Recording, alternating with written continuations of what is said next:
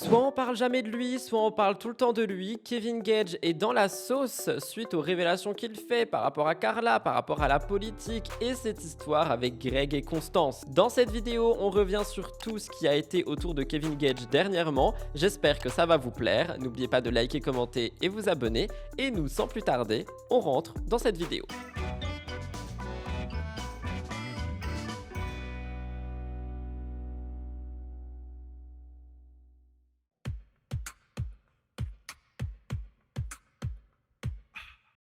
Alors les amis, Kevin Gage fait des siennes, Kevin Gage fait parler, Kevin Gage qu'on avait littéralement oublié de la sphère médiatique est revenu en force et depuis qu'il est revenu, on ne parle que de lui. On va commencer avec ses révélations sur le plateau de Jordan Deluxe, son jet de luxe là, où Kevin a lâché plusieurs choses. On va commencer par parler de Carla. Alors, il est revenu sur Carla Moreau plusieurs fois. On pensait leur relation définitivement terminé, dans la case passé compliqué mais géré, et Kevin, il a évoqué des choses assez déconcertantes. Premièrement, son envie d'avoir un deuxième enfant avec Carla Moreau. Dans son esprit, Carla pourra être une seconde mère parfaite.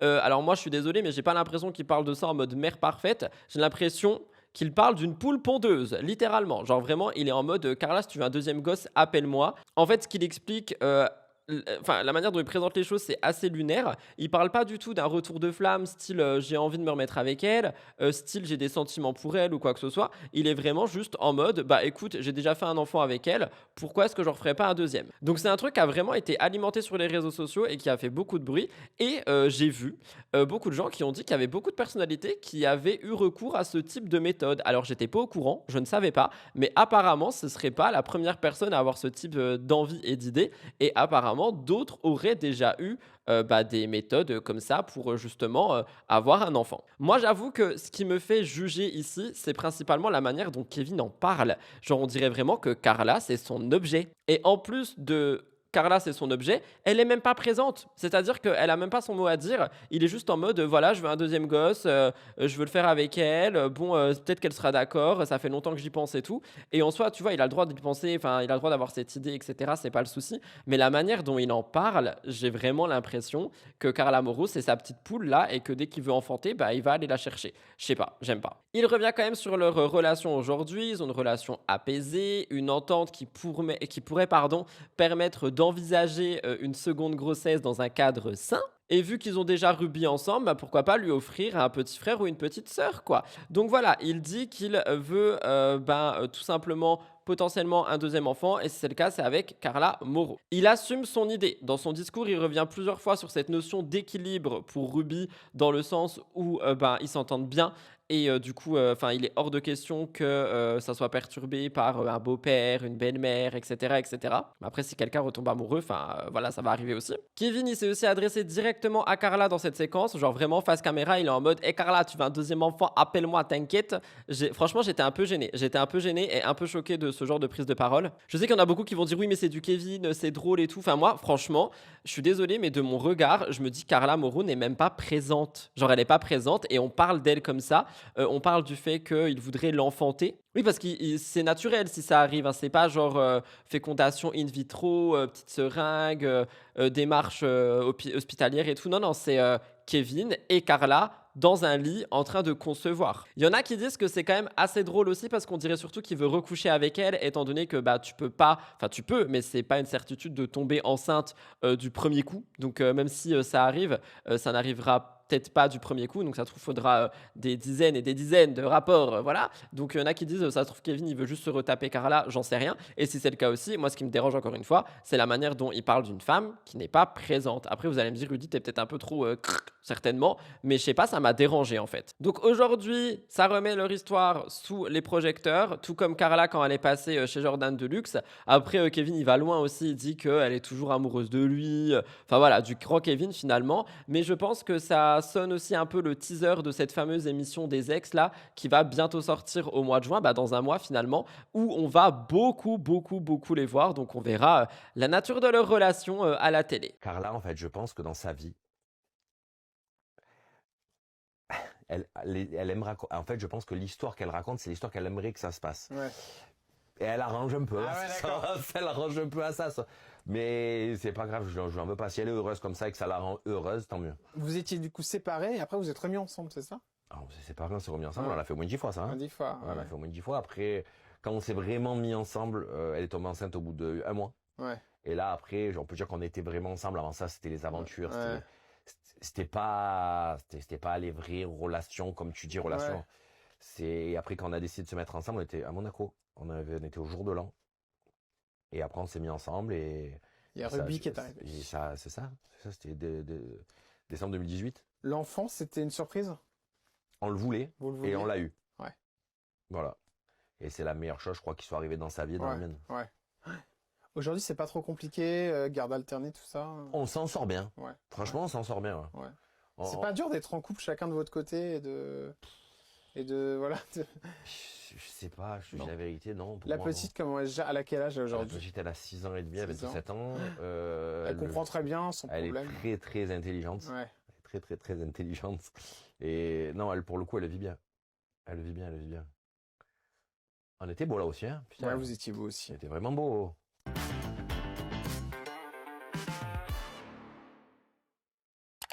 Deuxième actu, toujours dans le jet. Cette fois-ci, je reste sur mes notes parce que j'en ai parlé ailleurs, enfin nulle part ailleurs justement, et j'ai pas envie de dire de la merde. Kevin y vient également sur la politique. Le ton est donné, il parle de Jean-Luc Mélenchon et il est dans sa ligne de mire. Kevin explique qu'il ne supporte pas Jean-Luc Mélenchon, qu'il perçoit comme une figure trop clivante, trop dure, enfermée dans une posture de confrontation permanente. Dans ce qu'il dit, il dénonce une manière de s'exprimer jugée agressive selon Kevin Gage, en disant que cette attitude tend le climat plutôt que ça fait avancer les choses. Kevin, il enchaîne, il va plus loin, il est agacé par ce qu'il considère comme une omniprésence médiatique difficile à comprendre. Il s'interroge ouvertement sur la place qu'on accorde à Jean-Luc Mélenchon dans le débat public. Il pointe du doigt un discours qui, pour lui, est plein de colère et déconnecté d'une volonté de rassembler. En fait, il dit que Jean-Luc Mélenchon, s'il est là, c'est pour diviser. Bon, moi, je vous avoue, j'ai pas forcément envie de vous donner mon avis et de parler politique sur cette chaîne, mais en tout cas, c'est l'avis de Kevin Gage. Il regrette, selon toujours lui, une parole politique devenue excessive où les prises de position fortes prennent le pas sur l'apaisement et le dialogue. Ça prend une autre tournure parce que Kevin remet en cause la sincérité de Jean-Luc Mélenchon. Il dit, avec des mots très directs, qu'il aurait l'impression que Mélenchon ne pense pas réellement ce qu'il dit et qu'il pourrait utiliser les gens pour servir ses propres intérêts. C'est une critique qui est très frontale, qui est assumée et qui a un jugement aussi tranché parce que Kevin parle de motivation financière. Pour qu'il n'y ait aucune ambiguïté, il conclut avec une phrase en disant qu'il ne l'apprécie pas. C'est une prise de position qui est très claire et qui tranche avec l'image qu'il renvoie habituellement. Mais en tout cas, en termes de politique, Kevin, il est vraiment... Enfin, il sait où il va, quoi. Au-delà de ça, il parle de pas mal de choses. Il évoque aussi ses inquiétudes ressenties par les familles juives, parce que je vous rappelle que Kevin est juif. Il dit qu'il y a des familles qui auraient fait le choix de quitter la France pour s'installer en Israël dans un contexte j'arrive plus à parler. Un contexte qu'il estime tendu aujourd'hui par rapport à tout ce qui se passe.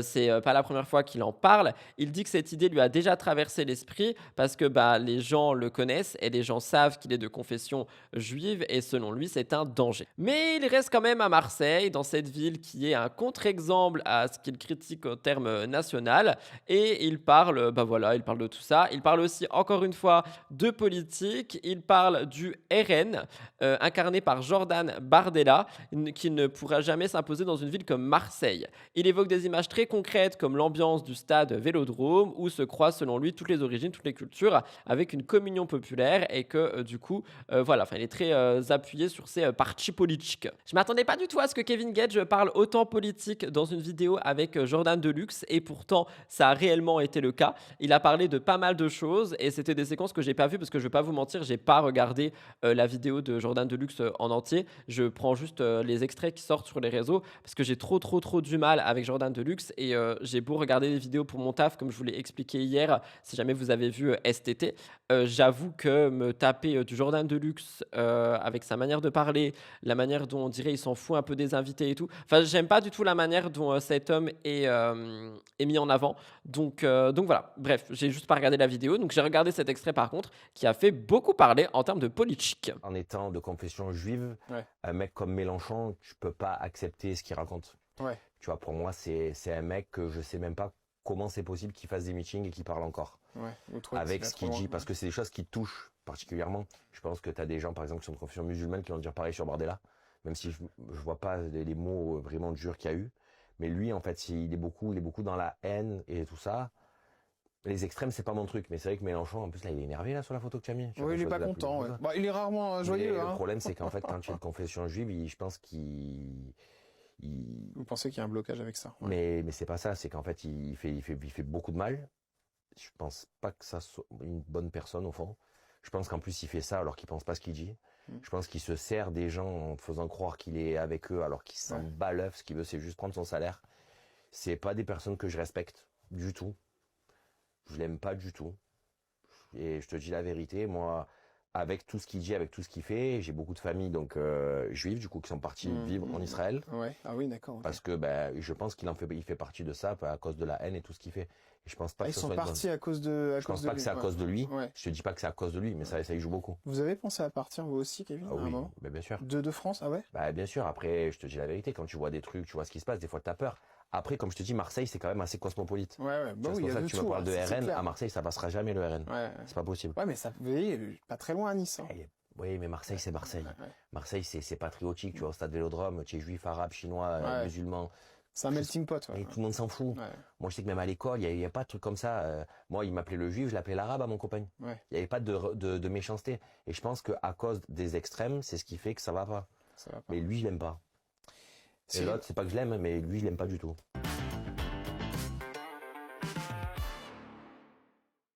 Selon vous, est-ce que les influenceurs et les créateurs de contenu devraient parler politique? Moi, j'ai ma réponse à cette question. N'hésitez pas à me donner la vôtre. Je vous répondrai en commentaire. En plus, maintenant, on peut répondre en message audio. C'est génial. Donc, n'hésitez pas. On quitte le jet et on revient sur Terre avec toute cette histoire autour de Constance et Greg. J'en ai parlé hier dans STT, mais vu qu'on fait une vidéo spéciale Kevin Gage, je ne pouvais pas passer à côté. Greg et Constance, depuis qu'ils ont officialisé leur relation, ils sont sous la pression. Ils sont scrutés, ils sont commentés, ils sont critiqués, ils sont démontés en direct sur les réseaux sociaux. Il y en a qui se souviennent notamment de la fameuse rupture en live où Greg était à quatre pattes sur le sol. Ça a fait beaucoup parler. Bref, moi, j'avais pas du tout aimé cette séquence, pas contre Greg, hein, mais la manière dont les gens l'avaient tourné en dérision. Et on a également Bastos qui a jeté de l'huile sur le feu. Ça fait quelques semaines qu'il ne parle que d'eux et il a dévoilé, selon lui, une révélation. Kevin Gage aurait tenté un plan à trois avec une femme et avec Constance, la petite amie de Greg, son amie. C'est quelque chose qui a fait du bruit, qui a été démenti d'un côté, confirmé par un autre, affirmé et modifié par un autre. De base, on apprenait que Constance aurait vu le petit oiseau de Kevin et qu'ensuite elle serait partie de l'endroit dès qu'on lui aurait proposé. Finalement, la version elle change et tout ceci se serait passé au téléphone. Donc Kevin il aurait été en FaceTime et il aurait montré son petit oiseau à Constance en FaceTime en lui disant mais vas-y viens, rejoins-nous, etc. Il aurait été très insistant, ce à quoi Constance aurait dit non, par respect du coup pour son petit ami, mais elle l'aurait pas dit à Greg non plus, donc finalement assez compliqué. Après peut-être qu'elle l'aurait pas dit à Greg tout simplement parce que Greg aurait démonté Kevin et qu'elle voulait protéger l'amitié Kevin-Greg, j'en sais rien. J'ai le bon soupçon finalement. Bastos il racontait que Kevin il était du coup en rapprochement avec une autre femme et qu'il aurait vraiment tout fait pour avoir Constance. Il y a des rumeurs qui disent, alors j'ai vu ça sur un live d'Aquababe, que Kevin aurait voulu Constance parce que justement c'est la petite amie de Greg et que c'est quelque chose qui l'aurait excité. Enfin, c'est assez scandaleux. C'est Constance, je crois, qui a dit ça au téléphone dans le live d'Aquababe tout en sachant pas qu'elle était en live. Bref, ultra compliqué comme situation encore une fois. Et Kevin, il avait pas tardé à réagir. Il avait rapidement pris la parole pour tout démentir. Il disait qu'il n'y avait aucune ambiguïté, que cette histoire n'a jamais existé. Sauf que vous le savez, dans ce genre d'affaires, un démenti, ça ne suffit pas toujours. Donc la tension, elle est montée dans un live où il y a eu Kevin, Bastos, Ilan. Après, il y a Julien qui s'est ramené. La partie Julien Tanti et tout, je vous ai tout raconté hier. Je vous ai donné mon avis d'ailleurs par rapport... enfin ma position par rapport à Kevin Gage. Je vous ai raconté des petites choses un peu exclues dans la vidéo d'hier, donc n'hésitez pas à aller voir. Mais vu que là, on est littéralement drama Kevin, je trouve que tous ces bails sur les réseaux sociaux, enfin, on parle quand même de darons qui ont presque tous 40 ans, il y en a qui ont des gosses, et ils se retrouvent à faire des histoires. En fait, ils font les Marseillais sur TikTok. Déjà, je savais même pas que Bastos faisait des live, enfin, pas des live matchs, mais des live TikTok, dans le sens où je sais qu'il rediffuse ses live Twitch sur TikTok, et ça, c'est ok, mais je savais pas qu'il faisait des lives, genre où il prenait son téléphone et qu'il était en mode en live sur TikTok. J'étais un peu choqué. Et vous allez le voir parce que du coup, hier, j'ai mis un autre magnéto. Aujourd'hui, je vais en mettre un différent. Comme ça se complète si jamais. Vous allez regarder la manière dont Bastos et Ilan se foutent de la gueule de Kevin. Donc en fait, on n'est même pas dans un je recherche la vérité, je veux expose la vérité ou quoi que ce soit. On est vraiment dans des gens qui se foutent de la gueule de quelqu'un. Moi, perso, ça me dérange. Mais vous me direz ce que vous en pensez. Ce soir, je lui ai dit, frérot, tu es allé beaucoup trop loin. Je lui ai dit, tu parles. Il m'a dit, frérot, je te relance le live, dis ce que tu veux. Passe-toi, juste ne parle plus jamais de moi. Plus jamais. Non, pas plus jamais. Mais non, pas sur tes trucs de ce gars, frérot. J'ai une petite fille, j'ai une famille, j'ai une vie. Oui, d'accord, mais bon, Oh, moi, tu sais, si tu refais l'actu. Fais monter Ilan. Ok, comment on fait? Attends. Hop. Ilan. Ilan, Accepté. Voilà. Ilan, en plus, je l'aime bien. C'est pas beau ce que vous faites, c'est pas beau. La vie de ma mère, c'est pas beau. Je suis pas un dégénéré comme vous, moi, frérot. J'ai une famille. Allô, Ilan, il vient de me dire par message. Ilan, il vient de me dire sur WhatsApp, il ment, Constance me l'a dit. Moi, je mens. Ta mère, je mens. C'était en privé. Moi, je mens. Bah, mais non, c'était en privé de base. Moi, j'ai demandé à Constance de venir avec. Au pire, c'est parce que sa copine, elle lui dit reviens. Et en plus, c'est quoi? Je suis même pas sorti au Toiga parce que toi, elle a dit à bébé, on va en parler. Allez, elle a dit à bébé, ne viens pas sur mon lieu de travail alors qu'elle était avec Ilan. Frérot, à un moment donné, il faut arrêter de me casser les couilles. J'ai en train de me casser les couilles. Arrête de dire non, Ilan, je vais t'enculer ta mère. Kevin, ce qui s'est passé, c'est que tu lui as dit viens, je vais nier jusqu'à la mort. De toute façon, tout le monde me croira. Je nierai jusqu'à la mort. Et elle voulait pas faire d'histoire. Elle a dit bon bah je dis rien. Mais tu lui as dit viens. Ah ouais? Tu t'es pris en fast time. T'étais le kiki à l'air. Tu lui as montré comme ça. Et tu lui as dit viens. Je le dirai pas à Bébert. Et je nierai jusqu'à la mort. Personne te croira. Ah ouais? Et moi, je suis pas Constance, hein, Kevin. Moi, je suis pas Constance, moi. Moi, 10 ans de télé, on me la fait pas, moi. 10 ans de télé, toi? Oui. Et toi, Nickel, merde, moi, je t'adore. Voilà tout le monde pour les petites actus autour de Kevin Gage et tout le bruit qu'il fait en ce moment. J'espère que la vidéo vous a plu. Si c'est le cas, on like, on commente, on s'abonne et nous on se retrouve demain pour la vidéo spéciale YouTube et Instagram. J'ai hâte de vous la présenter. En attendant, prenez grand soin de vous.